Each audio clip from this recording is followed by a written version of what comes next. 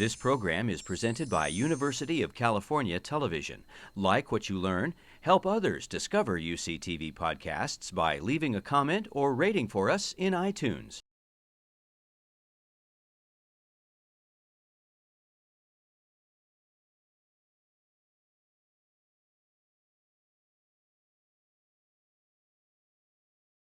Hello, everybody. Thank you for coming to the event tonight. I hope you all have been waiting for a good night, because that's what it's going to be today. There are a few announcements that we would like to make. First, in case of an emergency, there are exits up to the top, and there are exits where the door you came from, and the one over there, and there are also exits in backstage right there and over there. Also, would you please turn off your cell phones during this presentation, because we would like to have some respect for the people who are presenting, and there will be no intermission during this announcements. Thank you.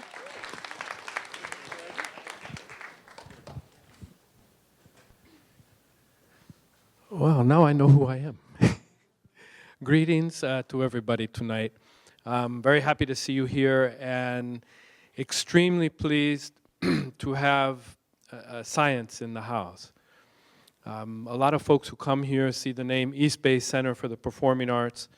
What they might not see underneath is that our mission is to engage the imagination of young people so that they can envision and create a better life for themselves and their community.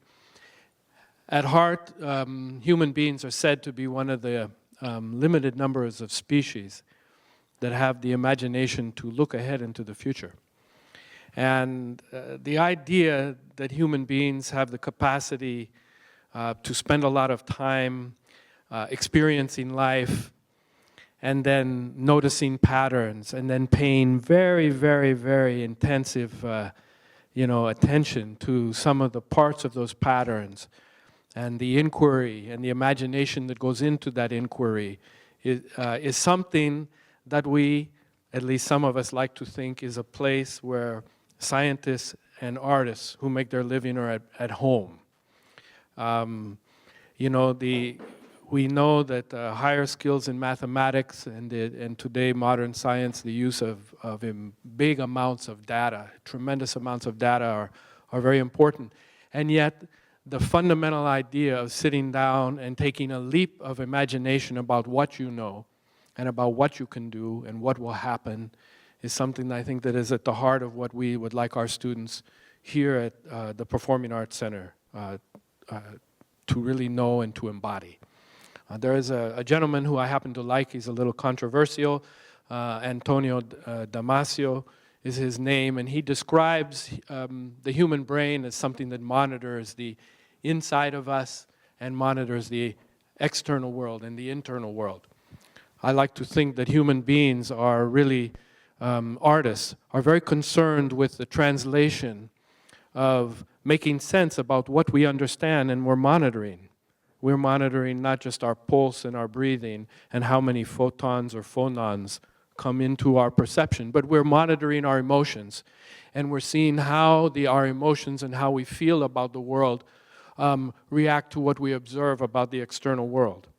So these ideas and feelings, I'd like those of you who come from the lab and the campus to understand that these understandings have informed our Young Artist Diploma program, and that is why all of our students here study classical music and African dance and music and Mexican music and dance. They study theater and they study voice, tonal languages. They learn about patterns of the mind.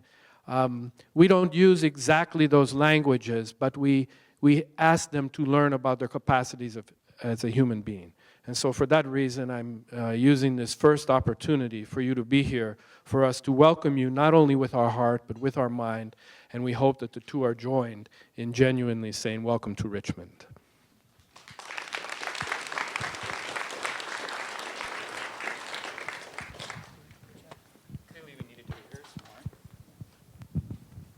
Good evening, everyone, and welcome to Science at the Theater's Science Remix, brought to you by the Friends of Berkeley Lab. My name is Jeff Miller, and I'm Head of Public Affairs at the lab, and I will be your host for this evening. Before we begin, I'd like to introduce our Berkeley Lab Director, Paul Alivisatos, who's seated right here. Berkeley, you want to wave? Paul, you want to wave at the crowd? Thank you. Thank you, people of Richmond, for coming out on such a warm night. We appreciate the warm welcome, and thank you to the folks who are joining us on our live stream broadcast from around the country. Now, we're very excited about tonight's program. To be honest with you, I'm sure you probably didn't know what you were getting into. I mean, what does Science Remix really mean? And maybe you were attracted by the fact that we're going to have ice cream at the end of the show, and that's why you came, and that's fine too. That's good. But actually, to explain what Science Remix is pretty simple. We're going to show you our science and our scientists in ways that you have never seen before. Now, you might have an image of scientists. There will be no standoffishness, unapproachable, strange, dour people in white coats walking around here. That's not who we are. We're going to show you who we are as real people, approachable people with a sense of purpose and a sense of humor, believe it or not. Our scientists are going to be talking to you about their feelings, their failures, and their successes, and all the great, crazy ideas that they have that brings them to work every single day. And because they are so approachable, you have cards on your seat, one of which is a question card. So please write down the questions that you have for scientists as they occur to you. We're going to collect them twice during the evening, once about midway through the show, and again near the end before we have all of the scientists assembled here on stage. And we will then select the questions, or we will just we'll do them all. Depends on how much time we have. But we know that some of you are probably going to have questions right away. As soon as the scientist finishes a segment, you're going to want to have a question answered. You can't wait. And that's okay. We'll accommodate you. We'll do it. We want you to ask questions, and so we'll do it right then if that's the case.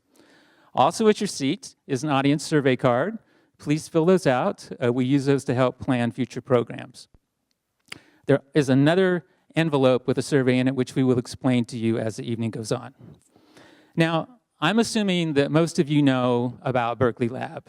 You know that we're a Department of Energy national laboratory, that we have 4,200 scientists and staff, that our scientists have won 13 Nobel Prizes, and you know that we probably like to think of ourselves as a place that brings science solutions to the world, which is all good. But there is a little problem, and the problem is if I were to ask you what is Berkeley Lab, you might stumble. And to be frank, we sometimes stumble with that too because we're so many things to so many different people. So tonight, in the couple of minutes that I have, I'm going to help you try to solve that problem. And because I'm a words guy, I like billboards. And billboards because they force you to speak quickly. You don't have a lot of space even though they're big. It's kind of a contradiction. So I'm going to show you sort of a fictitious billboard campaign that's going to help you answer that question, what is Berkeley Lab? So we'll start. This is a fairly simple thing. I mean, we know, you know who we are. We're in the Berkeley Hills above the Cal campus. We have a great view of the city. And again, here's this bringing science solutions to the world. This is how we like to think of ourselves. And this is probably what you think about after all the time we've spent in Richmond speaking to you guys. But what you need to know is that, and what you probably don't think of, is that whenever there is a huge national need, some big problem, some great innovation that's really necessary, Berkeley Lab is on it. That's how we think of ourselves. Fighting climate change, helping the developing world, creating new energy-efficient technologies, we're on it. So from clean water to clean energy, we're on it. That's what we do. Dark energy, understanding the universe. I mean, how huge is that? We're on it. Fuels from sunlight, we're on it. I just read something today about an artificial forest. We're on it. When you need more scientists in the classroom, we do it. We're on it. When we want to create more jobs or create new companies, we're on it. When there are wondrous new materials that need to be created, we're on it. That's what we do. We're also happy about what we do. Look at this picture. And the reason we're happy is because if you ask a person at Berkeley Lab, why are you there? They say, well, I really am here because I want to change the world. I want to change the world, we're on it. Okay, we just add it to the long list. And that's what they really think. And that you see that, I think, in that picture. So the next time someone asks you, what is Berkeley Lab, a very simple answer is a Department of Energy national laboratory that solves big problems and makes new technology possible. That's a pretty simple answer, and that will suffice. But since I'm here to tell you what we are, I need to spend a second telling you what we're not. And with all due respect to our friends farther east, we're confused. sometimes, and we are not Livermore, okay? So Berkeley Lab is Berkeley Lab, and that's something, if you leave this theater tonight with no other fact in your head, it's that Berkeley Lab is Berkeley Lab, okay? So you got that? Okay, Berkeley Lab is Berkeley Lab. Okay, enough of me.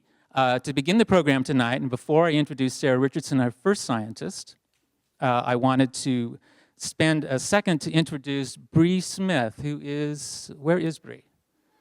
Here's Bree. She has some extemporaneous remarks and thoughts about science.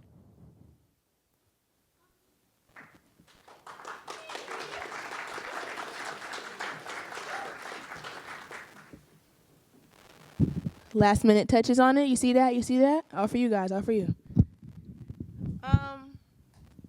I was told to write something about my questions of science. You know, I've had biology. You know, I've had physics.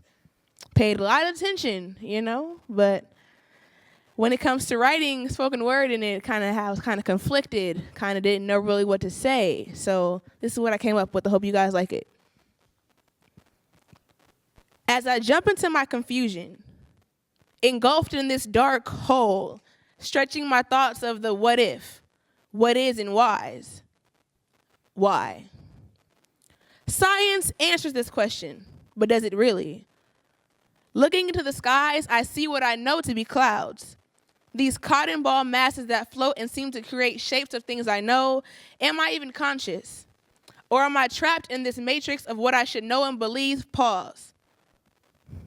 My animalistic reflexes are in full effect. Monkey see, monkey do. As I evolved for what I believe to be way too many chromosomes, I was naturally selected. To me, I am the definition of what I believe science is. What am I but human? Science, by Webster's definition, is the intellectual and practical activity encompassing the systematic study of the structure and behavior of the physical and natural world through observation and experiment. Maybe one day I'll be able to break that down. Questions answered, what is your definition of science? Or is it even something that can't be defined? I'm stuck between the walls. These walls that I've nicknamed question and rebuttal. I've never met answer before, so by the end of the night, I hope I meet her. Thank you.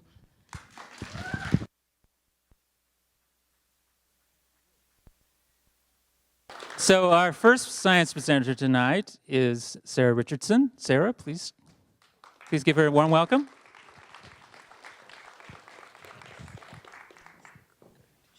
Can you hear me? Okay. Well, all right. When I was a little girl, I was a nerdy little girl.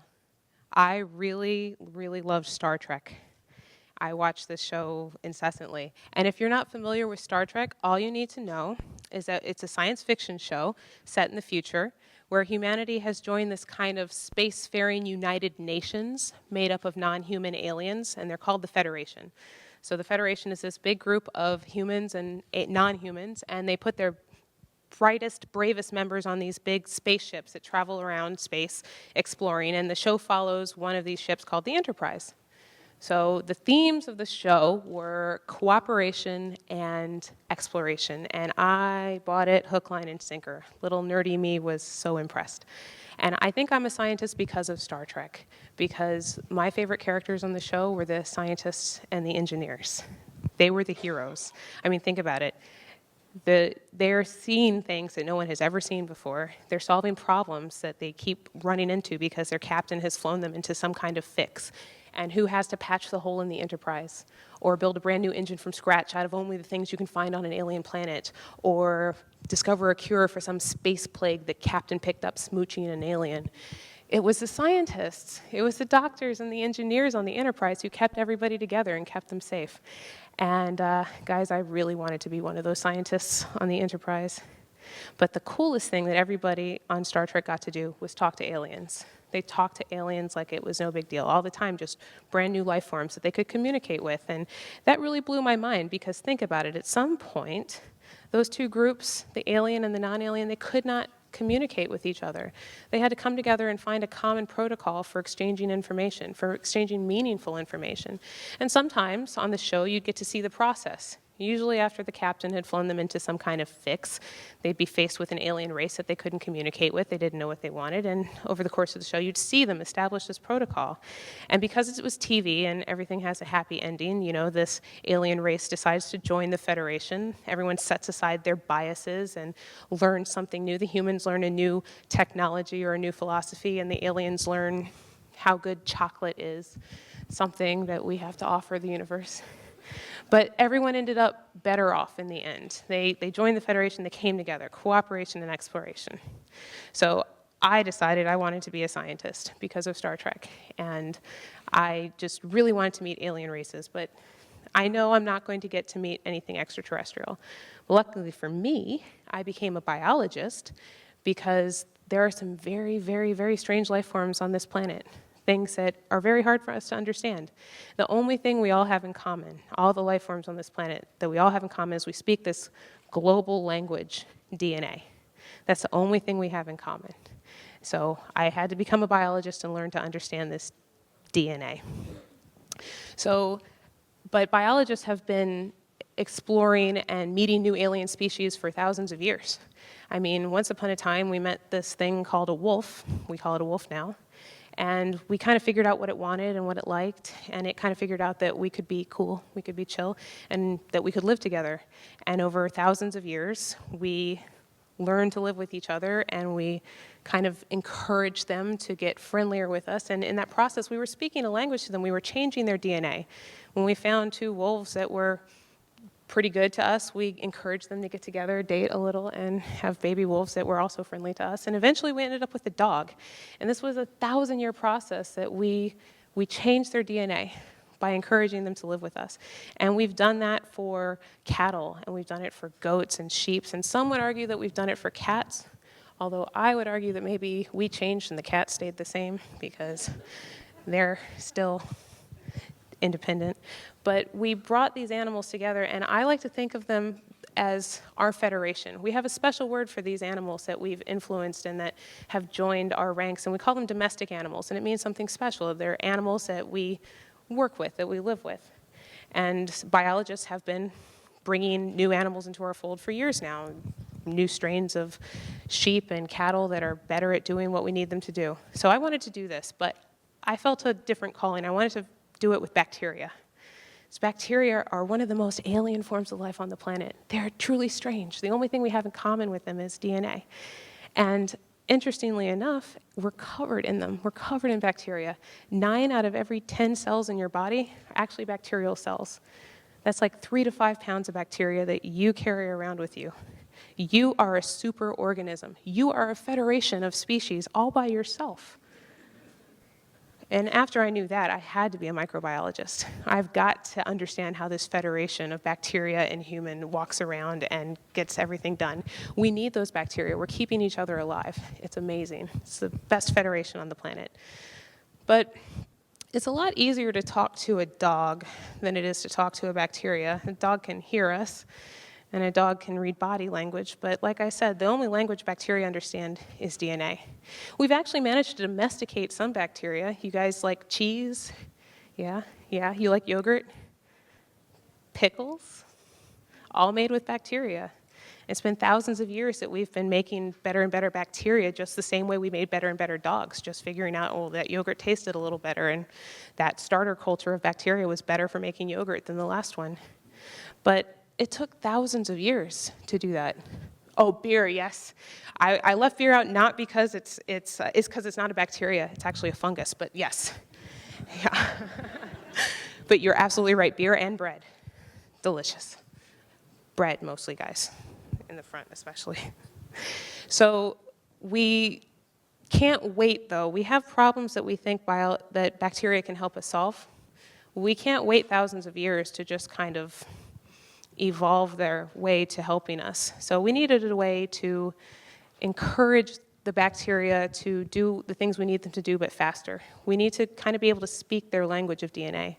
So I came here to the Lawrence Berkeley National Lab, and particularly the Joint Genome Institute, because they have established this infrastructure and this expertise in being able to read DNA. We're really good at understanding the language as we read it. So the Joint Genome Institute participated in the Human Genome Project. They brought all these scientists together and all this equipment and got really, really good at reading DNA, so good that we read every single bit of DNA in the human body. And now we go out into the environment and find bacteria everywhere, and we find plants everywhere, and we read their DNA. So we can read what's going on. But I became a synthetic biologist because I wanted to talk to aliens, talk to bacteria, so I learned to write DNA. So now we can read the bacteria's story, and hopefully in some ways we can kind of talk to them and encourage them to do other things. And when you read the bacteria's story in DNA, they have some interesting stories to tell. And I'd like to tell you one story, sort of a Star Trek influenced, inspired method of telling this story. But it turns out the bacteria have been waging a war with viruses for a very long time. These tiny little viruses called bacteriophage. For millions of years, bacteria and their bacteriophage have been fighting each other in the language of DNA. The bacteriophage uses DNA to say to the bacteria, do this. And the bacteria says, if I do that, I will die. So I need to come up with something in my DNA that will fight your DNA. And they've been waging this little war. Luckily for me, this turns out to be very useful when I'm trying to figure out how to talk to a bacteria. I figure out how the phage talks to the bacteria. But the bacteria they evolved this system, and they have an adaptive immune system, just like a human does. And this is blowing even scientists' minds. They were not aware that bacteria could remember virus infections. But the bacteria has a memory, just like we do, for the viruses that we've seen and we've survived. And unlike us, this is actually an improvement on our system, they can pass down those memories. So even their descendants will remember the viruses that they've defeated. So I can kind of exploit this to try and figure out how to talk to bacteria. I use synthetic biology to write fake memories. These are fake memories of DNA that the bacteria have seen. And I give the fake memory to the bacteria, and it causes it to attack itself. I give it an autoimmune disease. This is how I talk to the bacteria. And it will die. But then I can write some more DNA and give it to it and say, if you take this DNA and put it in place of the DNA that you're attacking, you won't attack yourself anymore and you'll survive. So I give the bacteria an autoimmune disease, which causes it to try and kill itself, and then I give it an alternative. And the alternative is say, hey, make a little more of this biofuel instead of less of it. And it says, I'd rather do that than die. And then it makes a little more biofuel. So I learned from reading DNA what DNA to write to get the bacteria to do what I want. And instead of 1,000 years to a bacterial strain that makes a lot of biofuel, I can do it in months. And I think that the little nerdy girl who really wanted to talk to aliens would be pretty impressed with that. So I hope she'd be proud of me. But the best part is that since I work for the National Lab, I'm 100% taxpayer funded. So it's like being in the Federation already. Like, I'm doing this for the good of science, and I'm doing it for you, and we're doing it together because your taxes are helping me do it. And I hope you're proud of me too. So thank you.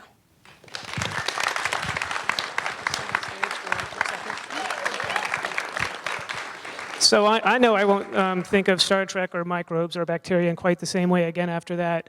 I remind you, as Jeff told you, if you do have questions for Sarah, you could fill out the little handout that was placed in your seat, and we'll be collecting those a couple times throughout the night. I do know we have about a minute for any urgent questions right now. If you have a burning question that you don't want to write down or just have to fire off right now, please ask it, and we'll have Sarah answer that now. Anybody have a question? It's hard for me to see the audience. I do have one. There was a question?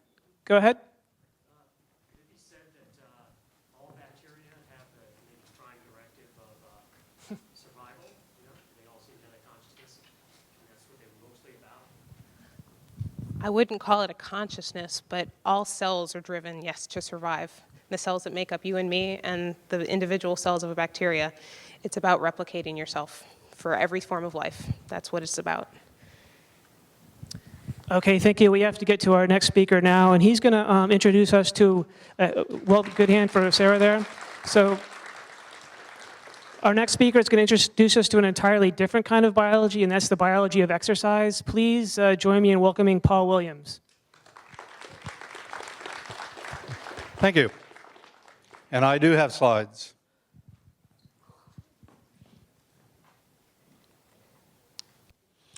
So not everything that Berkeley Lab does is deeply theoretical or is about improving the future in 10 or 20 years. Some of it is about improving your life, your future, right now. Berkeley Lab is actually home to the largest study anywhere in the world for studying the relationship of exercise to health benefits. It's called the National Runners and Walkers Health Study. It includes over 150,000 individuals, men and women, who regularly exercise, mostly running and walking, but also playing basketball, aerobics, working out in a gym, and other sports. It's a unique study. 150,000 individuals. That's more than 1.5 times the entire population of the city of Richmond. It's large, and because of that large size, we were able to find discoveries that nobody else has been able to find. When we recruited these people, we asked them about their exercise levels, their diets, and their other health behaviors. And then they went on to live their normal lives. And all the time, their experiences were going to tell us about what was the type of exercise and the amount of exercise we needed to do to protect our organs, to protect us from disease, and improve our health. They have shown us that by investing in exercise early in life, we can indeed have an important health improvement later on. The people in that study were very similar to my friend here, Jeff.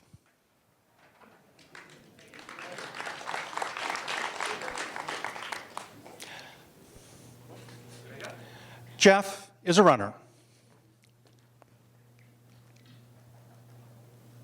Now let me talk about Jeff's organs, how exercise improves his organs. To begin with, the hippocampus, which is the part of the brain that controls our memory, it gets a little bit larger. In addition, because Jeff exercises, he reduces the risk of his becoming senile due to Alzheimer's disease by about 40%. There's also 40% lower risk of his forming a clot in the brain and having a stroke. And he has a 41% lower risk of having brain cancer. And that's good, because if he had brain cancer, there wouldn't be a lot that we could do to help Jeff. This is Jeff's eye. Well, it's not really Jeff's eye, but we're going to talk about Jeff's eye. I've never looked into Jeff's eye, but I know something about it. I know that Jeff's eyes are healthy. For example, the risk of his having the lenses of the eyes clouded as a cataract go down by 31%. And in the back of the eyeball, we have the retina. And in the retina, we can have blind spots form, and that's called macular degeneration, and the risk for that goes down 36%. Let's talk about Jeff's blood. Well, if I was a vampire, I'd say Jeff was a good catch, and that's because he has very probably very healthy blood. For example, his risk of having high blood pressure goes down by about 35%. And his risk of having high cholesterol is down about 40%. And he lowers his risk of having diabetes. This is where you lose control of your blood sugar. He lowers that by about 70%. And even his blood cells gain an advantage.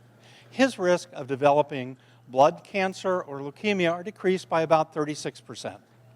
And if that's not enough, his risk of dying from sepsis or blood poisoning goes down by about half. Well, Jeff has a big heart. And he also has a very healthy heart. And in fact, because he runs, he's lowered his risk of heart disease, including heart attacks, by 39%. Well, Jeff likes to breathe the fresh air when he goes out and runs. And he's going to be able to do that longer. Because it turns out, by exercising, he has lowered his risk of dying from pneumonia by 54%. Well, we wanted to take out Jeff's gallbladder, his intestines, and his kidneys to show them to you, but we might want to use Jeff again for another demonstration. And he wasn't too keen on the idea, so we're going to let him keep those things. It turns out, by exercising, Jeff is able to lower his risk of gallbladder disease by 53%. And I've heard people say that Jeff has a lot of gall, but that's not true because he runs. As you get older, you can form little pockets in your intestines, and these get infected. It's called diverticular disease. And that goes down by 60% in association with exercise. In kidney cancer, Jeff has these remarkable organs in his body, and they clean out all the blood's garbage. And fortunately, by exercising, Jeff substantially lowers his risk of kidney cancer and chronic kidney disease, which is good because if Jeff's kidneys fail him, it means we're going to have to put him on a machine for almost every day for the rest of his life. Now, Jeff's friends give him a hard time. They say he's going to wear out his joints. But that's actually not true. They're thinking of it like a car. You get in your car, you drive it, the car and its bearings start to wear down. But the body's different. It's not like a car. The body puts resources where it needs it, where you can use it. And indeed, the body puts bone and cartilage into Jeff's joints as he exercises.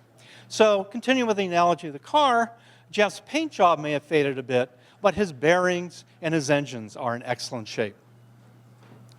Now, Jeff is probably not thinking much about his big toe, but if he had gout, that's all he would be thinking about.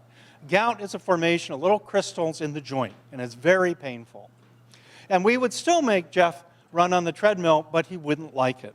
It turns out, by Jeff being a runner, he lowers his risk of gout by about 60%. Now, Jeff is kind of a lean and mean machine over here. He hasn't got a lot of fat on him. And some of that is probably because he exercises. Exercise does an excellent job in preventing weight gain and also keeping weight loss off once you've lost it.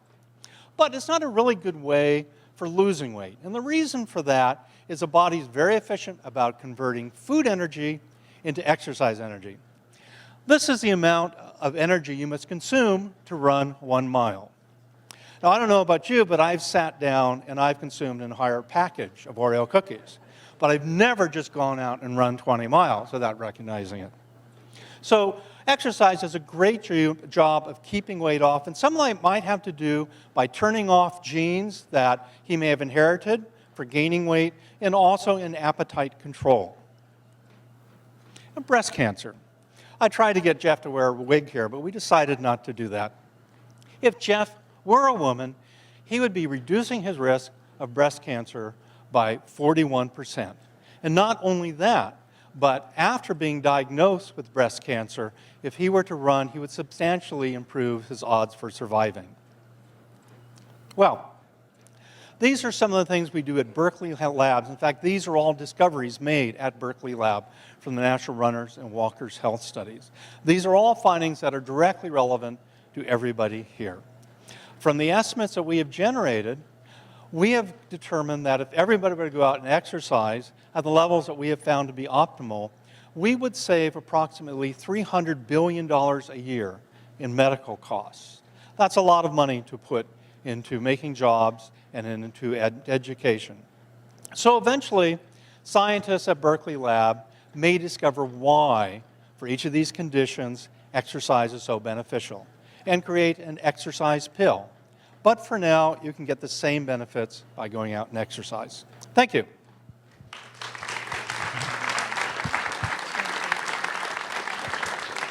Okay, thanks, Paul, and solid effort, Jeff. We'll have to figure out how far you ran afterwards. That was good.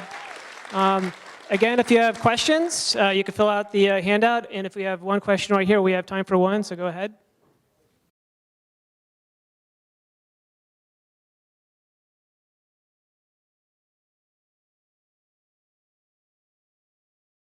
Okay, so those are actually questions I got a lot. And walking and running, for example. Well, it turns out it takes about twice as long to walk to expend the same amount of energy as running. The same benefits are there if you expend the same amount of energy. It's just going to take more time to get you there. And you're going to have to walk further, too. So what is the optimal amount of exercise? There's some studies that just say if you aren't sitting all day, you're doing something to improve your life expectancy and health. I would say there's probably continued improvements all the way up to the equivalent of running 30 miles per week. Now, if you don't want to run 30 miles a week, that's fine, because any place you are along that continuum, you're better off than being sedentary. Thank you. Our next speaker is going to introduce us to an amazing new material. Please join me in welcoming Alex Zettel.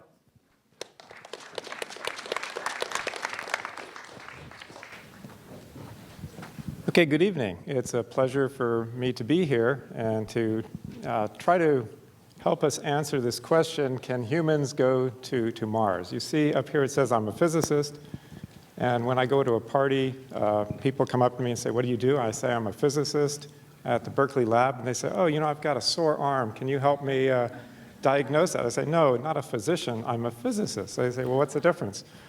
I say, well, a physician is responsible for unlocking the secrets of the human body, and a physicist is responsible for everything else in the universe. Okay, when I was a kid, this event took place. This was people landing on the moon. It was an incredible event. A huge amount of science went into that. And at the time, I had trouble putting a garden hose onto the faucet, not having it leak water. And so I appreciated how complex a problem this was, this spacesuit. If it just has a little tiny leak, all the air goes out, and these people would be goners. So that kind of technology has been around a long time, almost half a century. And so we could say, well, if you can get to the moon, Mars is just a little bit further along. Why don't we use that same technology, and can we get there? So I'd like to review that. And at the end of this short presentation, I think you'll know the answer. Can we send humans to Mars or not? So let's look at this question again. Can humans go to Mars? Well, yeah, sure. We've landed spacecraft on Mars, and you put 100 kilograms of extra cargo on there, and you get a human to Mars. So the answer is yes. You know, end of story. We can certainly do that. Technology exists. Now, can live humans go to Mars? That's a different question, all right? That's a little trickier. Okay, so we have to think about that. You know, we can pack some human in there, make sure once it gets to Mars, that spacecraft, the human is still alive and breathing and talking and so on. So maybe, it's starting to get a little harder. But maybe we could do that. And now the next question, can live humans go to Mars and come back and still be alive? That's even harder. It really technologically gets harder and harder and harder very quickly. So let's, you know, now we're going home. We're not so sure. Let's look at the major issues. First of all, the transport vehicle. That turns out to be one of the biggest issues. You have to have enough fuel in there. You have to have the right strength. If you make it too strong, thing needs too much fuel. You can't get it off the ground here, and so on. You also have to have enough fuel left to come back. It's a long journey. It takes almost a year to get to Mars, and a similar time to come back. Radiation. There's all kinds of harsh radiation in space, and we have had studies of humans in space for quite a number of days, but that's a huge issue going to Mars and coming back. And related to that are the physiological, psychological issues. Okay, can the human body even take that under those circumstances? And can the human mind take that? You could probably get a volunteer to go and, you know, say sort of wing it, but you want to make sure that they're still mentally coherent, and it's a tough thing. So there are a lot of issues related to that. I won't touch upon all of those. I'd like to just talk about this transport vehicle. That's sort of one of the big major concerns, if we can even do this, if the technology exists even for that, notwithstanding all the other concerns. So if you're going to make a space vehicle, you have a bunch of elements at your disposal which can construct this vehicle. And we have elements that are aluminum, titanium, all kinds of interesting metals, and in fact, any composite you can think of would be made out of these elements. All the elements are at our disposal, and we just have to figure out how to put them together. So let's actually look at what NASA has come up with. NASA has been thinking about this problem for a while, and this is a sort of a technical chart. And on the left, it says specific modulus. That's how stiff something is. And on the bottom, that axis says specific strength. So those are engineering terms. You want something to be stiff and strong. And up at the top right where it says good, that's where you want the materials to be for this spacecraft construction. At the bottom left, it says bad. Those are not very useful materials for this purpose. And the different colors here are different kinds of materials that NASA has examined. And the blue ones are ones that are already flying. They already have been tested. They're in rockets. They're in airplanes, and so on. And then the near-term ones are green. These are the ones being explored right now. And then the ones in red at the top, it says carbon fiber and something called a single wall nanotube. Those are the ones that potentially could be useful for this purpose. And so that's great. We've got a couple materials up there in the good quadrant, and everything is at room temperature. Okay, now looking at that quadrant, a lot of these things are based on carbon, and in fact, through the history of materials development, carbon plays a really critical role. On the left, it says natural fibers. These are the things you just pull off of trees or sheep generate wool, or silkworms make these nice little fibers. You're familiar with these fibers. They're fantastic materials, natural. You can make ropes, other kinds of threads. But to go further, you need to combine elements together in ways that nature never really figured out. You have these synthetic materials, and you recognize things here like nylon, polyethylene, Kevlar. These are sort of the high-tech materials that we use every day and that are in use in spacecraft as well. And on the right is sort of the most modern stuff, things based on carbon fiber and nanotubes, graphite-based materials, still carbon-based, but sort of the next generation materials. And new aerospace industries, these new Dreamliner airplanes are more and more using these kinds of carbon fiber-based materials. So maybe that's the stuff. We just make a spacecraft out of carbon fiber, send it off to Mars. Now, once you go to higher temperature, which you need to go to if you have this spacecraft, then everything falls off of that chart except for these two materials right here, and they're kind of down in the bad quadrant, or they're not good enough. So now we're back to ground zero. It doesn't work anymore. This carbon fiber stuff just isn't going to work. So we're in bad shape. So what are we going to do? Well, we need some inspiration. We need some ideas of coming up with a new material. So the inspiration comes from the aliens themselves. Okay? Martians, in case you didn't know this, actually visited the Earth in 1996. It was memorialized in this Hollywood movie called Mars Attacks. And it was kind of a low-budget movie, but it got the job done. And so first of all, you notice these characters are really smart. Look at those brains. I mean, their brains are so big, they're just bulging out of their skulls, right? These Martians have figured out the right materials with which to get to Earth. And so we ought to be able to use those same materials to go to Mars. Just figure out what these Martians are using. They've got, the spacecraft. You see these girders and things. What's that made out of? What's this helmet made out of that protects them? What are the clothing? Clothing looks luminescent. It's really interesting stuff. It's protecting them from the radiation. Well, it turns out these Martians, who had this all figured out, had the same elements available to them. On Mars, you have all the same elements you have on Earth. Maybe different percentages, but these elements are universal. They're everywhere in the universe. You find exactly this periodic table.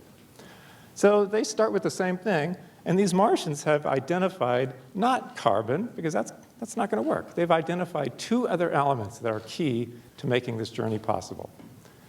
And those are them right there. This B and this N. N is nitrogen. It's mostly in the air. Air is 80% nitrogen. And B is boron.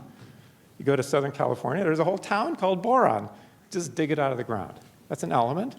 Nitrogen is another element. How could we combine those two plentiful, simple, non-toxic elements into something that's going to get us to Mars? How would you do that? Well, it turns out Marvin Cohen, who is also a physicist, a theoretical physicist, he used the best computer programs in the world to figure out how to combine these two elements into something unusual. This fiber, that's a boron nitride structure. It's a nanostructure. It's of nanoscale dimensions. And this fiber makes use of this special bond in chemistry. There's a red arrow there to a bond between boron and nitrogen. That's the strongest bond we know of in nature. Strongest bond between any two elements. And that bond holds this thing together even at very high temperatures. So it's the strongest, lightest, most thermally conducting, most chemically resistant fiber that's ever been discovered. Okay. Well, that's in the computer. What good is that? You need to make the stuff, right? And it turns out it's not easy to make. You have to have equipment that makes temperatures hotter than the surface temperature of the sun. And you want to make it in enough quantity you can use it. And that's been done. That's been done at the Lawrence Berkeley National Lab. And here's an example. There's a gloved hand holding this stuff. It kind of looks like cotton. Looks like we're going back to just pulling stuff off of trees. But those fibers are these high-tech fibers. You can spin them like wool. You can bind them together. you can put them into composites. On the right is, in fact, this weave. It looks kind of like carbon fiber, but that's a boron nitride weave of a material that you can use to make structural components. So we've got this material. It was synthesized in my lab, also at the Lawrence Berkeley National Lab, and it's a special material. Now, we put that on that same chart, and it's suddenly at the top right quadrant, even at this high temperature. So that's what the Martians also discovered, I'm sure. They also had computers. They discovered boron nitride already in 1996, before we did. But that's the material that we're going to use. So let's look at this a little bit. We've got these sort of a comparison to a bunch of properties that might be useful to engineers and scientists and people building rocket ships and so on. And it says competition. On the left, there are a bunch of materials: steel, aluminum, titanium, carbon nanotubes, Kevlar, and so on. And if you have a circle that's completely black, that's great. If you've got some white there, that means it's some question. It's not quite as good. And you see that this fiber I just talked about covers all these bases, from lightweight, energy absorbing, high temperature resistance, high strength, and it absorbs radiation too, the radiation that can damage people out in outer space, because you're there for many days on this trip, you have to protect yourself with a lightweight material. So this is ultra lightweight and absorbs that radiation. So now let's get back to this chart, which was sort of the carbon progression throughout the years. For thousands of years, humans have been advancing this. And now we're to the next step for boron nitride. And that's the material. That's sort of the material of the future for many applications, not just for space travel. And so I have a chart here that shows just sort of a glimpse of what might be for the future. We talked about this radiation shielding. They've been used, these boron nitride materials, in prosthetics, in various kinds of cancer therapy. They have all kinds of wonderful properties. It's a new material that hasn't really been explored that much, but every time we look at it, it's doing wonderful things. Lightweight, chemical resistance, high strength. It transmits heat really well. So next generation computers could have this to draw the heat out. So if somebody gives you a quiz and says, can humans get to Mars safely and back? You say, yes, but what are they going to need? What's the answer? Boron nitride, right. Okay, thank you very much.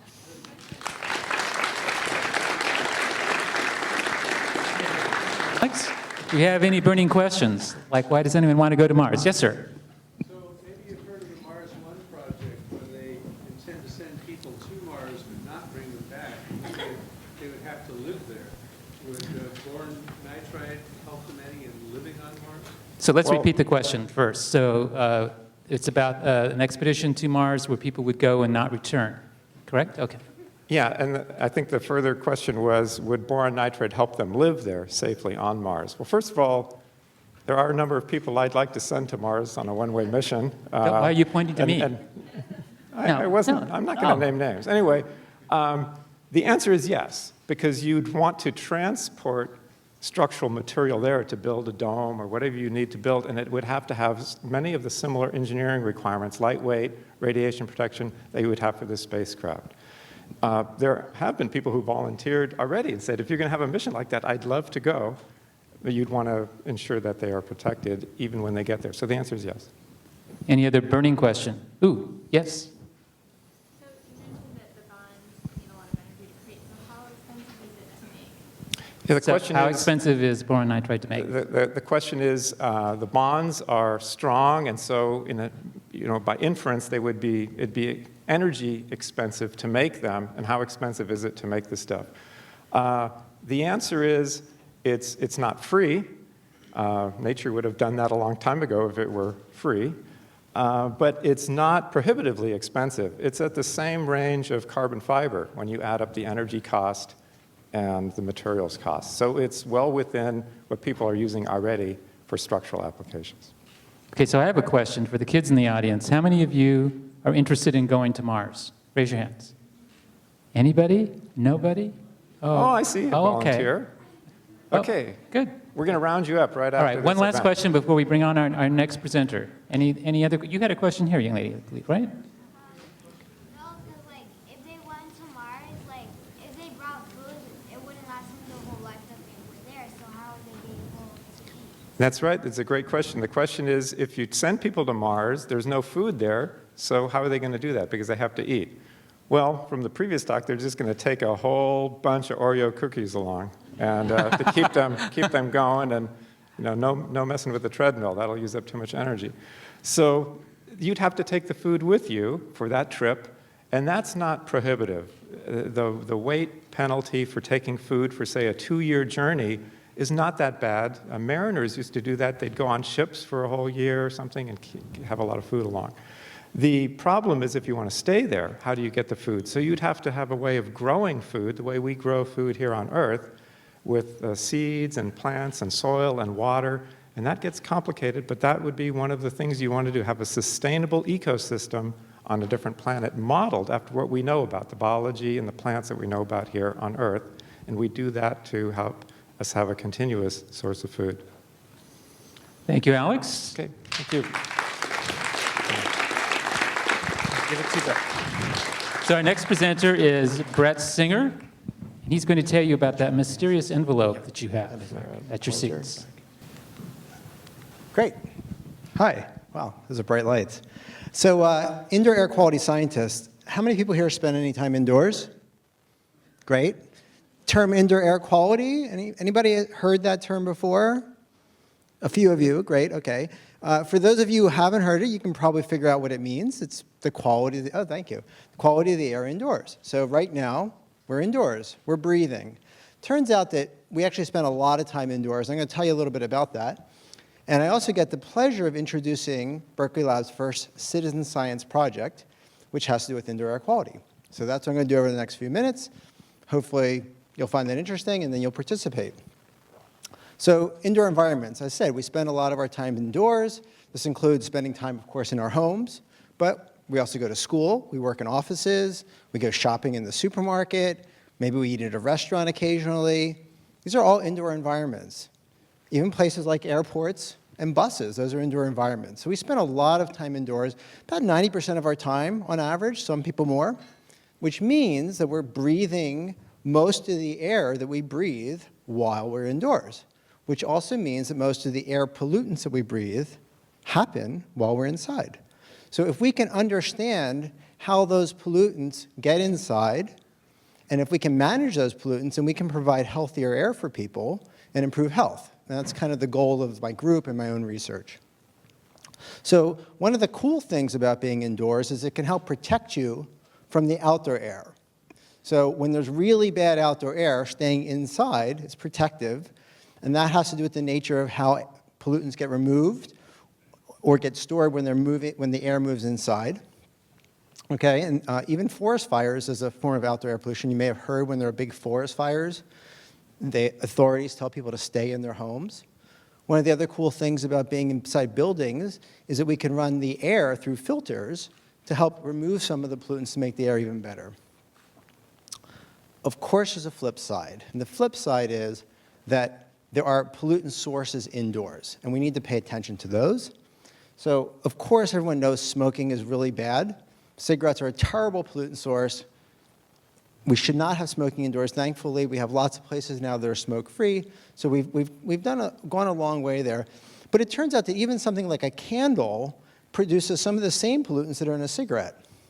And some other products we think of as being pretty innocuous, like cleaning products, personal care products, even art markers, can, not always, but some of these products contain chemicals that if they build up to high levels can be irritants or otherwise unhealthy for us. So a lot of what we do in indoor air quality is we try to understand which of these products have dangerous chemicals in them, how much we can use them, and then what are some of the controls that we can use to make sure that they don't build up to high levels. And one of the big ones is ventilation. I'll talk a little bit more about that in a moment.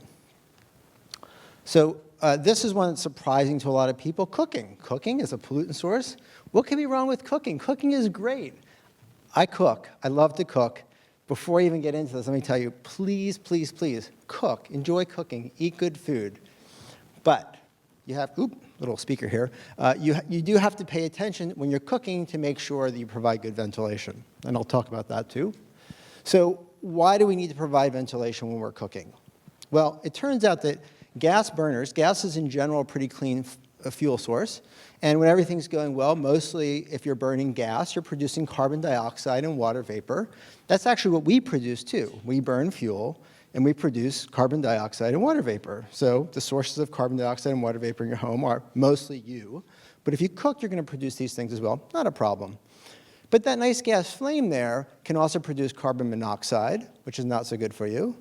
It's almost definitely producing some nitrogen dioxide, nitrous acid, formaldehyde, and these very, very, very tiny particles called ultrafine particles, which have the pretty interesting property that they can move through your body and get into places that bigger particles can't.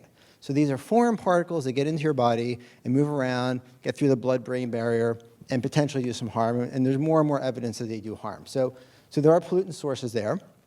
The electric burners, including that toaster down there, are generally better, but they also produce ultrafine particles, so they're not home free in terms of their safety. And then the cooking can also produce additional chemicals, including, I have up there acetaldehyde as an irritant. Acrolein was actually used as a nerve agent. So when you're frying oils, acrolein is one of the byproducts of that. Again, generally in very low levels, but if you have a very tight house and you're not ventilating, and you're doing a lot of cooking, those pollutants can build up to levels that are not good for you. So how not good for you is it? Well, we recently did a study because we had this question. So, okay, you produce these chemicals, does it really ever matter? And it turns out it does. So what we did is we used a computer model that simulated the pollutant emissions from gas burners. We measured in the laboratory emission rates from gas burners. And then we got data on how much people cook, and we had to make some estimates of things. And through doing this study, we actually found that as many as 12 million Californians, this is just California, and it's about 66 million nationally, people may be exposing themselves to levels of pollutants inside their homes that the EPA says are not acceptable for outdoor air. Now, when those levels are exceeded outdoors, the state has to send a plan to EPA. Like in California, because of the problems we have in Los Angeles and Fresno and places like that, California has to tell EPA how it's going to clean up the air, the outdoor air. But since this is happening in your home, California is not required to come up with a plan because it's inside your home. So that means you have to have the plan. So basically, the idea here is if you're cooking, and the key word here up top is without venting or without ventilation, that's when you have problems. So we've done a lot of research to understand how we can provide or how we can help people provide good ventilation in their homes so we don't have these problems. So on the bright side, if you do ventilate, you can get these pollutants out of your home so you're not breathing them in. You don't have a problem. And there's lots of ways you can ventilate. The one that we generally recommend is the best is that range hood above the cooktop over there on the left. Okay, those are generally work the best, and there's a lot of variation there. Down on the right, you see something called a downdraft ventilation system, so it sucks down and then blows air out of the house. And then there's still the old-fashioned window. If you have a window in your kitchen, you open that window, that's going to help. It's not going to be as effective as that range hood, but it will still help. So specifically, one of the things we've looked at is we've tried to figure out how effective are these different forms of kitchen ventilation. And we've come up with this idea of capture efficiency. It's pretty straightforward. The idea is what fraction of the pollutants and everything else that gets produced now at the cooktop gets removed by the ventilation source. So right here, you're seeing a microwave above the cooktop. It's operating on low. So of all the pollutants that are being produced now at the bottom there, probably something like 40% are getting sucked out of the house through that microwave. That's okay. That really helps a lot. But if you were cooking on the back burner there, then it might be 80%. And if you had that range hood on that microwave on high, it might be 90%. So the two things, just this is the news you can use. If you are cooking in your house, use whatever kind of ventilation you have. If you have a range hood, you want to make sure it's an exhaust ventilation, which means that it sucks air out of the house as opposed to blowing air back at you. And one way you can tell, if I can get the pointer, I'm not going to try the point, oh, maybe that's the pointer. There you go. If it's a microwave, if it's blowing air back out from here, then it's not sucking it out of your kitchen. Okay, it gets sucked up. And if it's not blowing air out of here, and sometimes you can see there's actually a vent up here, then it's being sucked out. Here, same thing. It would be blowing. Some of these blow out through here, and sometimes you can open your cabinet there and see a duct up there, and then that's how you know that it's venting. Okay, so we have a nice range hood lab here. Very importantly, nothing we do we do alone. So I have a lot of research papers and findings and stuff like that. I can't do that myself. I don't do that myself. Here you see some pictures of my virtual team, the people who couldn't be here. I'd also like to introduce one of my colleagues who is here as part of the team. Chris Stratton over here has done a lot of really great work helping with the range hood stuff. And afterwards, he'll be around to help you with the survey that I'm going to tell you about in a minute. So what are we doing here? Our goal is to try to make healthy homes. The way we want to do that is we want to make sure that everybody has good, effective kitchen ventilation. 3 key factors. The first thing is we have to make sure that people understand, people being everybody out there, the building inspectors, the building industry, understand that it's very important to have good kitchen ventilation. Second thing is we need building codes to require it, and we need product standards so we know that the products work. But in order to do this, we have a lot of questions that we need to answer, because when we go to the building and code people and say, hey, you need to do kitchen ventilation, by the way, quick note, in California, it's required. Most of the US, it's not. So when we go to Tennessee and say, you've got to have kitchen ventilation, they say, what are you talking about? We don't need it, everything's fine. So we need to answer these questions. How many homes have it? How effective? What kind? And as talented as my team is, and they're very talented, we can't answer these questions alone.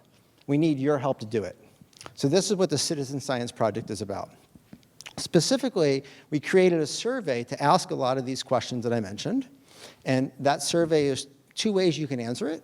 If you like to spend a lot of time online, you can go to our website, indoorair.lbl.gov, and you'll see this page here. And then if you click on this big green button here, it'll take you to the next page. It'll tell you a little bit about the range hood survey. And then if you click on this button here, it will actually take you to the survey page. Now, since you were so nice to come here tonight, we made it even easier for you, for some of you, people who don't want to spend time online, maybe don't have easy access. On your seats, there's an envelope, and inside that envelope, there is a paper version of the survey. So you can take that home, there's little check boxes, and then the envelope itself has our address on it, and it's already stamped. So you can just go home, check off the boxes, put it in the mail. Now, I just want to tell you this is officially a human subject study. If you participate in this study, you will be a human subject in our research study. And as such, you should know it's entirely voluntary. We ask you to help. We would love to have your involvement in this. If you don't want to do it, please feel free not to, of course. Very importantly, we want to make sure this is anonymous. So if you do take the survey, make sure you don't write your name on the paper or on the envelope. Just throw it in the envelope, send it to us, and we'll get it. If you have any questions, there's a website there, there's an email address, and there's also a phone number. So feel free to call. Feel free to ask me any question. Do I have a minute or two to answer questions? Yes, are you done? I'm done. That's it. That's it. Okay, Brett, stand here in the light. Come here to the light. Okay, so do we have any burning questions? Yes, gentleman right here.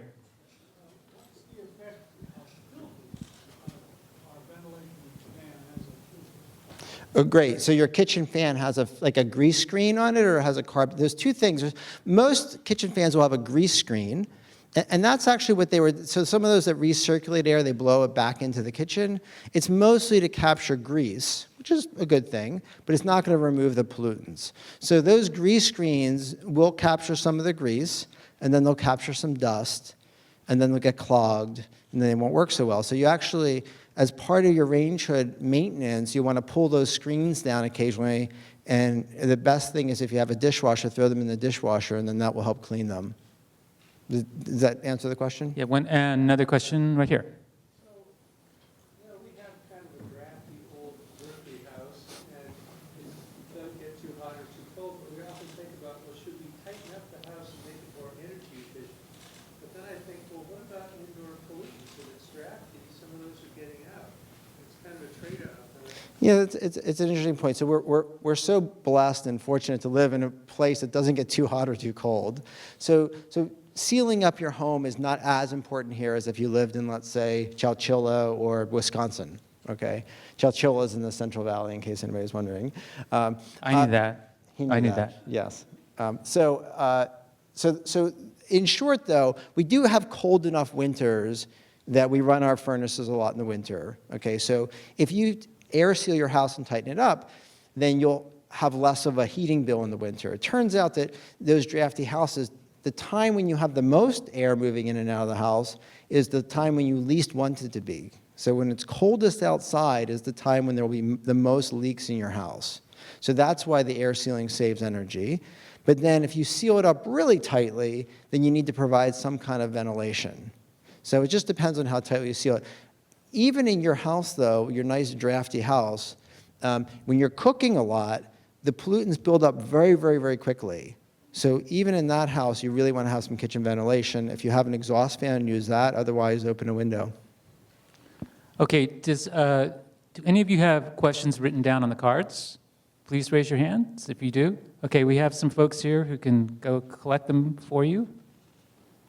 Could you guys go pick them up? Thank you. You can pass them to the end of the aisle. We'll get to those at the end of the show. Okay, Brett, thank you very much.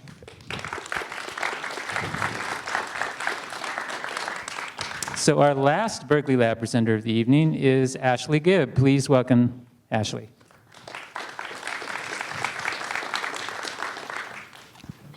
All right. I think science is awesome. I've always loved it. And I think the most important part about being a scientist is curiosity. We're all born curious. How many of you used to ask tons of questions? Anybody? How many of you still ask tons of questions? That's good. Does anybody have a younger sibling who just asks why all the time? That's a good thing. That's a really good thing. And I think this curiosity is really important. Whether we're asking why grass is green, why when you open a soda or a carbonated beverage it goes fizz, or whether you're asking anything about the world around you. It's really exciting. And sometimes we ask easy questions that we can learn just by looking at something. And you might think, asking, why is this butterfly blue? That sounds like an easy question, but it turns out that a lot of simple things around us, like the color of an animal, are really complicated. And I think what happens is a lot of people, they ask a lot of questions when they're a kid, and then when they get older, they learn that some questions are really hard, right? Yeah, we have lots of really hard questions. And a lot of people give up. A lot of people get discouraged because they don't understand the answer. And my advice to you is not to give up, to keep asking questions all the time. So if we look at this butterfly, for example, one of the things that I really love doing, and this isn't my research, I really like looking at things closer. So the fact that it's blue, it's not actually a pigment. If we look closer, we can look one level and we can see this texture with a normal microscope. And then if we look at one of those little pieces, we get even more information. It's made up of all these little petals. In everyday life, we normally can't look at a butterfly that closely. So it's really exciting to see these things. And then when we look really, really close, we see that it has this really beautiful structure. And everything around us, if you look really closely, has a wonderful complexity. But it's complicated. And we get to this, and maybe we ask, why is it like that? It turns out it makes the light bend in special ways that makes it blue. But if you ask how it does that, I don't know. That's a hard question. That's continuing research. And that's not something that you can answer just by looking it up for 5 minutes. And I think what we don't tell you about science is that most of the time, things don't work the first time you do them. Have you guys ever failed? Yeah, everyone fails. We always tell you when science works. We had this wonderful discovery, we understand the world. But a lot of the time it doesn't. A lot of the time it takes 100 tries before we actually get that one experiment that works. And when we do get that one experiment that works, we have to make sure that we can repeat it. And sometimes you get really good results, and you have to figure out how to repeat them. So a lot of scientists spend a lot of time failing. But what differentiates a scientist from someone who doesn't want to do science is that we keep trying. And I think this is true in anything that you do. Encounter failure, but embrace it. Because if you keep going, if you keep trying, then eventually you'll figure it out. And if we look at things that are, if we keep asking questions especially, then we learn so much. We can look at large things, maybe our body, and we can see the skin on our body. We can see the blood, but if we look closer, there's so much intricacy. So if we look even closer, things get smaller and smaller, and there's so much there. What I do in my research is I look at things really, really closely. So I get to use a really cool microscope. Instead of light, like a regular microscope, we use these things called electrons. And that means we can see things that are really, really, really small. So has anyone ever looked at a strand of hair? You can look at it now, if you're here. Strand of hair, it's pretty small, right? Kind of hard to see. Imagine if you cut it into 10 pieces, the width. If you made it 10 times less wide, 10 times narrower, and then cut that into 10 more times, and then cut that 1,000 times. That's the sort of scale that we're working on. And what's really cool is when we look at things, maybe if we look at them with our eyes, we see it like this. Then we can use a really cool regular microscope, and we see it kind of in between these. And then we get a better view.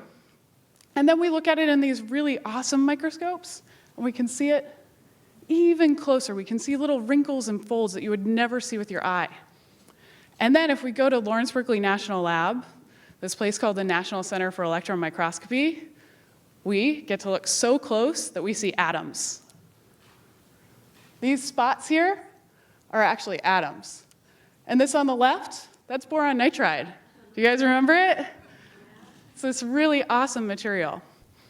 But we have to keep asking questions. We have to wonder, what does it look like? What is it like? And sometimes that's uncomfortable. I remember when I first got to Berkeley, I was surrounded by all these really smart people. And it can be really intimidating. Sometimes you get questions and you don't know how to do them. And you think, oh, maybe I just can't do this. Maybe I'm not good enough. And all these people around you, it must be really easy for them. But it's not. Everyone's struggling. Everyone fails. Some people show it, and some people never show it when they fail. But I promise you they do. So keep asking questions. Never give up on it. And sometimes you'll fail. In fact, if you become a scientist, you will fail a lot. But that's part of it. You fail and you problem solve and you keep going. And that's a really exciting thing to do. And one of the things that Thomas Edison said when he was trying to invent the light bulb is that he hadn't failed. It's just that he had found 10,000 ways that hadn't worked. So there's a lot of things that we can do. And I think it's really just about keep going, keep trying, and look closer. Always wonder, what does it look like if we look just a little tiny bit closer? What if it were a little smaller? And keep asking questions.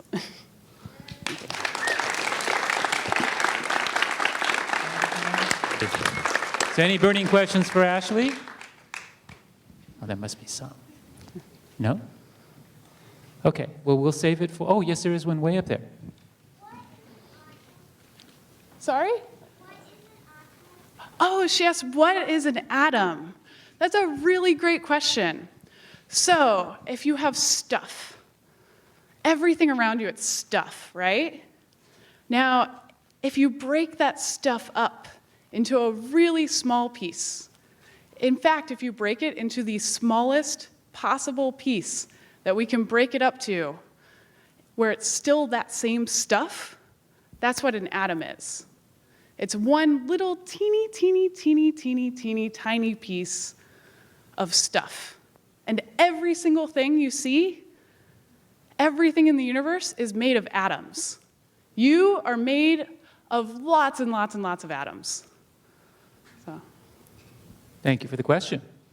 Okay, we're going to have the scientists assemble in 1 second, but before we begin that part of the show, I believe we have an East Bay Center student. Yes. Oh, here you go. Who is going to comment and reflect upon our little journey this evening. And this is Naomi Campos. Please give her a warm welcome.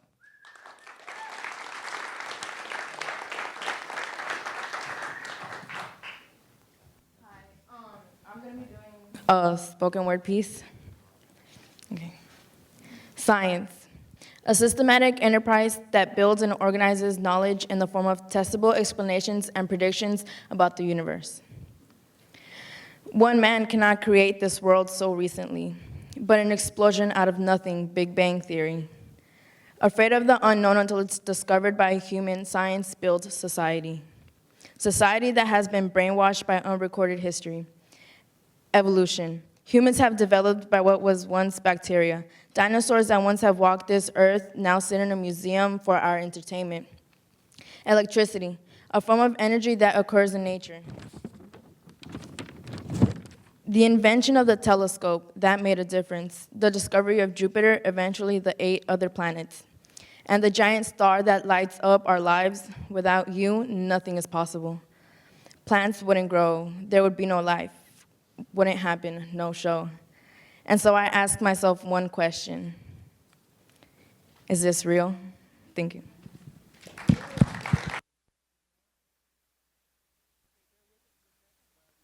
Some chairs on stage, and we will have our scientists sit here, and we can take some questions live, and we have some questions from you guys. Okay, well, let's start with Mr. Williams, the exercise guy. So, Paul, is there any correlation? Huh? Do you need to get back on the treadmill for this question? No, I don't need to get back on the treadmill with this.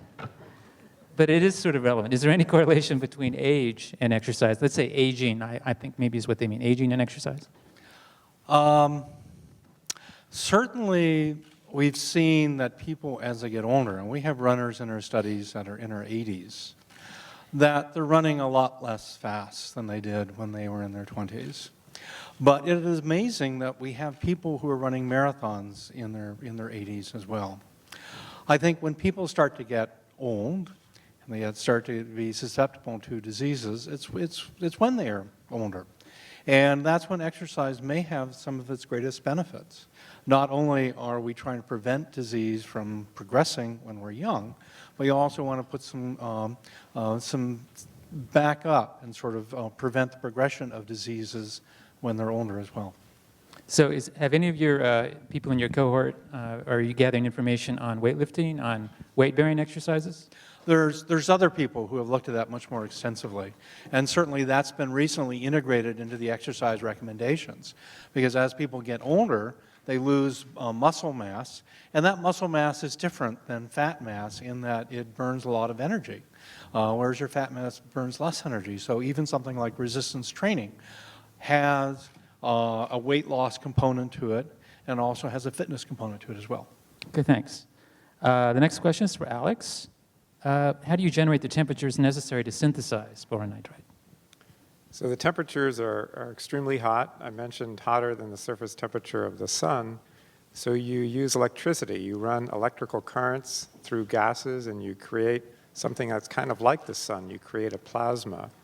You could also create the plasma with powerful lasers. You need some powerful source of energy that you concentrate in a certain location. So we use these plasmas that we generate with high-powered electricity. Okay, thanks. And I promise the kids in the audience, this is not going to go on too long because I know you probably want that ice cream. Sarah, what kinds of training and education are required to be called a scientist? Well, I work with scientists who have bachelor's degrees and scientists who have master's degrees and scientists who have doctorates. But generally, you want to go get a bachelor's degree at the very least. Okay, so it's the person who asked that question. I hope that gives you a good answer.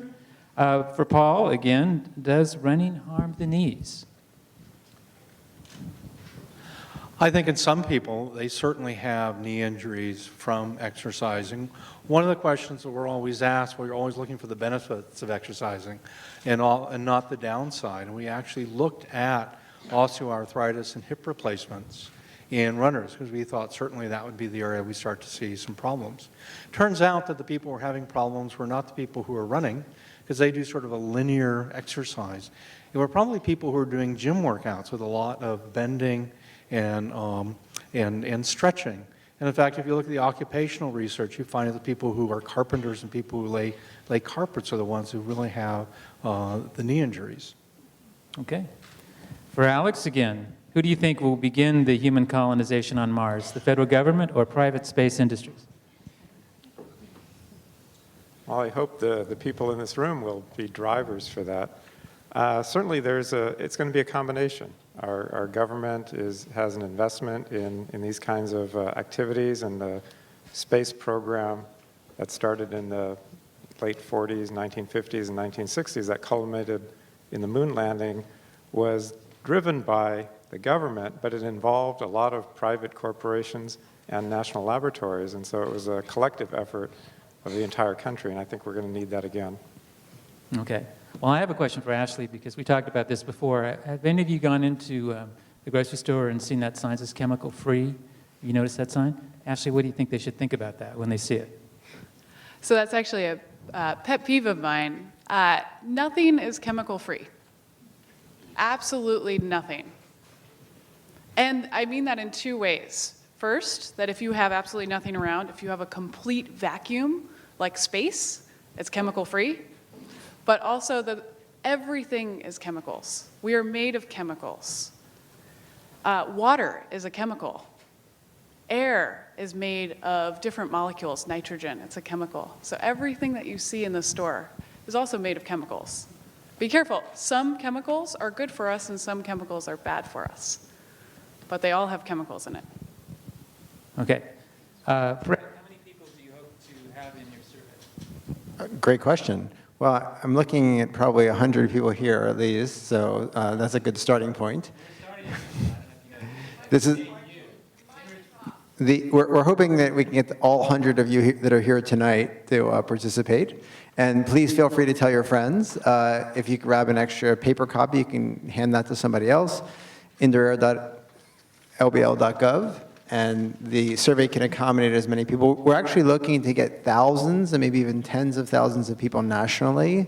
So let your friends and family know in other places. Okay, great. My mic does seem to be off, but we'll continue. So, let me set this down. I guess I'll just hold two. This landfill issues, this is for Alex regarding boron nitride. And we're going to have one more question after that, and then we're going to adjourn for some socializing in the mezzanine area. So Alex, landfill issues for boron nitride. Are there issues? Is it going to degrade? What are we going to do with this stuff that we're creating now? Question is it going to degrade, and what are we Yeah, going will to do? it degrade? What's the ecological cost of this?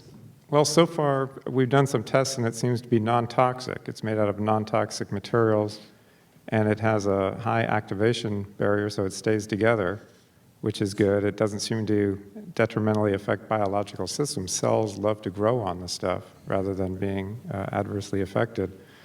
And so far, so good. We have to pay attention to this and keep it on our radar screen.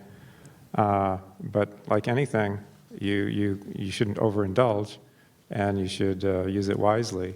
But so far, it seems to be a very safe material. Okay, great. Last question for the evening. This is again for Mr. Williams. For the benefits you described, Paul, does it have to be walking or running? This person actually swims and wants to know if swimming will help, or does it have to be weight bearing? I think what we found so far that most forms of exercise give a similar benefit so long as it's measured in terms of energy expenditure. So the easiest comparisons we have is walking and running.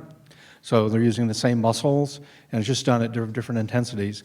And those, for most outcomes, we find that these things have the same benefits. There's been some interesting exceptions. Running seems to be better in achieving survival after being diagnosed with breast cancer, and running seems to be better with respect to weight loss and keeping weight loss. But other health benefits of exercise, they seem to be similar. So the general recommendation is you should choose that exercise that you're going to continue with, because that's the exercise that's going to count. Okay, well that concludes tonight's presentations. Thank you, Berkeley Lab scientists. Thank you, audience from Richmond. You've been great. And please, our scientists will stay. They'll be happy to answer other questions you might have. And we'll adjourn now to the mezzanine for some socializing. Thanks again.